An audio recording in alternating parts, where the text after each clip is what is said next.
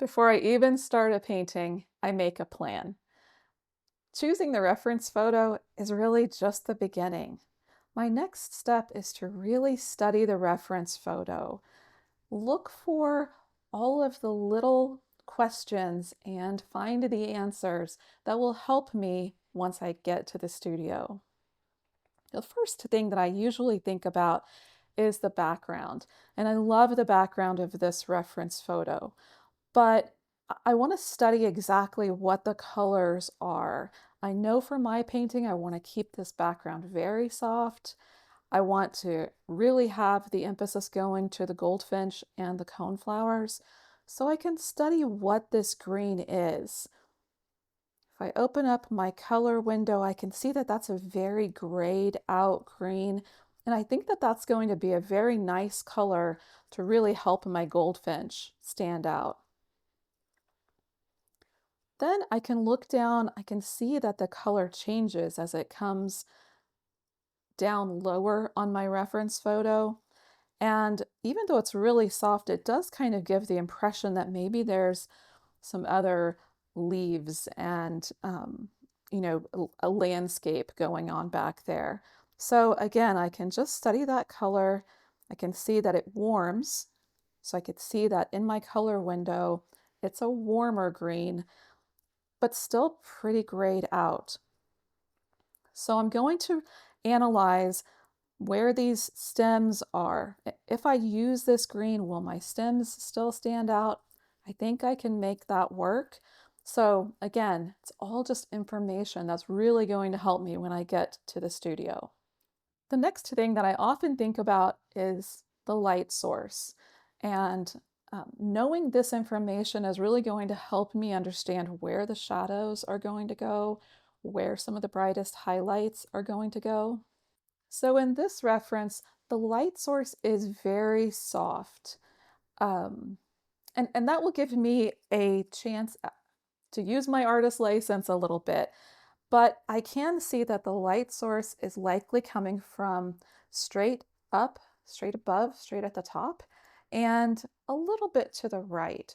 So, that gives us a little bit more of the shadow underneath, a little bit of the shadow under the tail, and that's probably the direction that I'll go as I start my painting.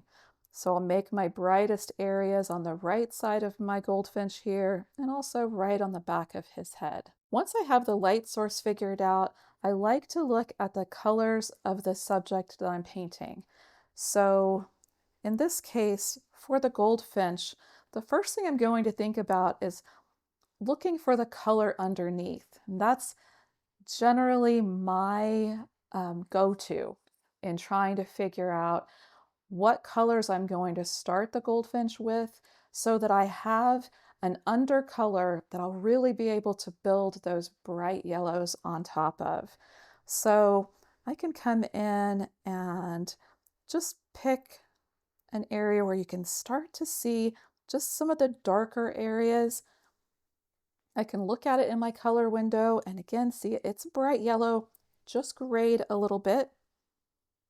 And I'll just move around to a couple of different spots.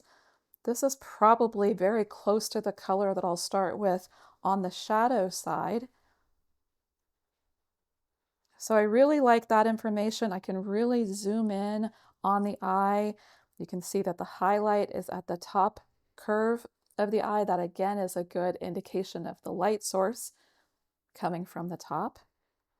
I can take a little bit of a look at the beak.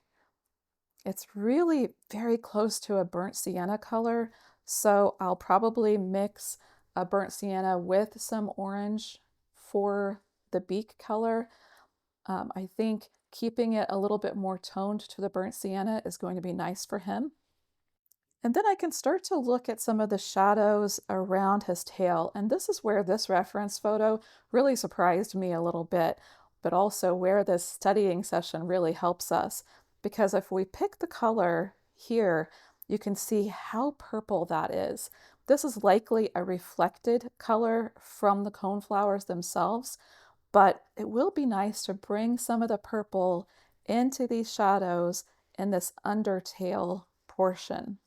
So I think that that really gives you sort of an insight for some of the things that you can study in your reference photos, really taking this time to study and learn as much as you can. See some of the different things that maybe we don't see the very first time that we look at a reference photo. That time is time really well spent. So choosing the reference photo you can see is really just the beginning. Studying it is where the painting really starts. I'm not planning every brushstroke. I'm just planning the direction I want the painting to go. So now, when I walk into the studio, I don't have to be answering all of these questions. I'll just be ready to start painting.